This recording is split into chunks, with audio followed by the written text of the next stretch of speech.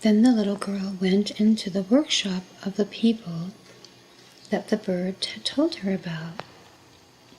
And there she saw the most incredible house she had ever seen. It was a fairy house, can you imagine? An incredible, magical fairy house with little beds and paintings on the wall, and tables and shingles from an old barn, and a little sink in the kitchen, a stove even in the kitchen. Look, oh my gosh, she said, there's even a stovepipe. Do they cook in their little house? Look at this little room with tiny little teacups. Oh my goodness, she thought to herself, who made these incredible things?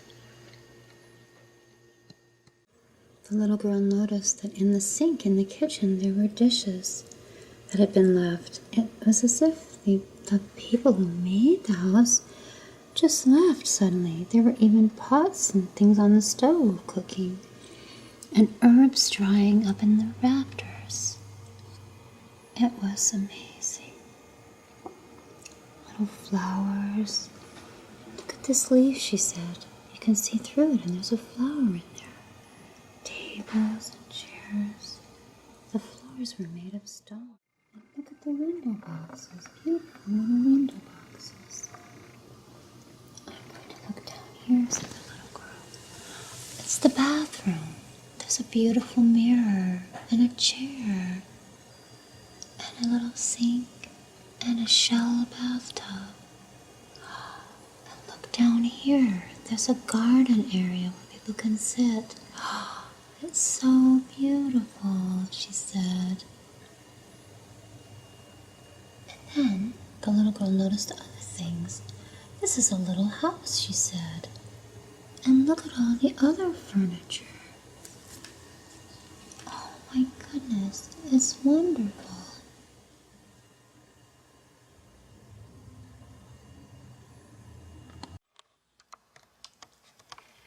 This is the story of the flower dreamers.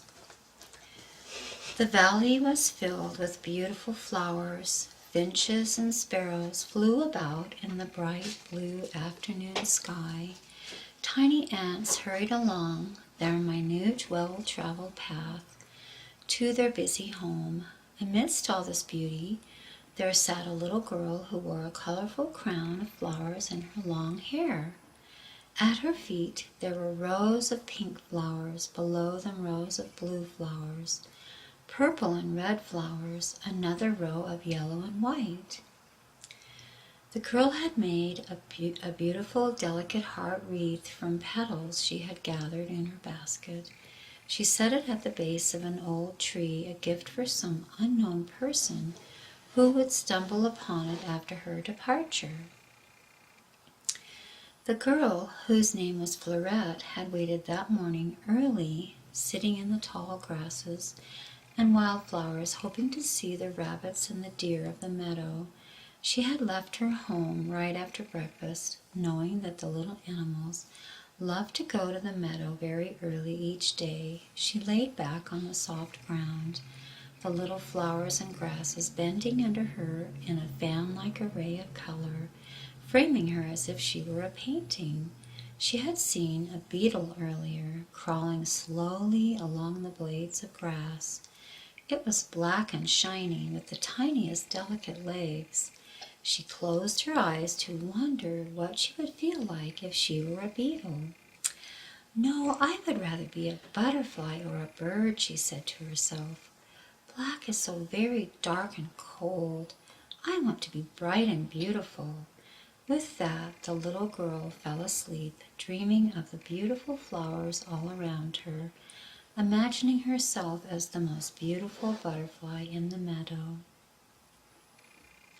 Earlier that summer, she had traveled with her grandmother to another village. She had never been there before. It was called Augustane. It was a very old village, filled with ancient houses made of stone and old wooden beams. Fleurette loved going there. Many of the villagers had cats. and they let them roam about the streets, as the villagers were all very friendly with one another. The girl and her grandmother had gone to the village to sell their baskets of flowers. They had spent all spring and early summer growing rows and rows of flowers, every kind of flower, every color. It was a wonder and an amazement to Fleurette. Each morning she and her grandmother had gone out to the large garden and watered each flower, giving it a bright smile and a sweet word of encouragement. What a delicate time that was, so pleasant and happy. The flowers seemed to speak to them. It was almost as if they had their very own secret language that only people who cared about the flowers could know and hear. The flowers told them of the beautiful world they had come from, a heavenly, lovely world filled with color and sunshine and warm days. Fleurette sometimes would sit on the pathway by the flowers and try to talk to them. She didn't speak words aloud, but thought to herself about the flowers, and then shared her thoughts with the flowers. They were kind thoughts and sweet thoughts.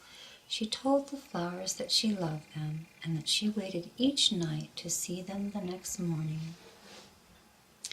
At first she was very sad to think of selling the flowers, for then they would be gone, but soon she realized how wondrous it was that the joy they had given her would then be shared with someone else, someone she didn't even know.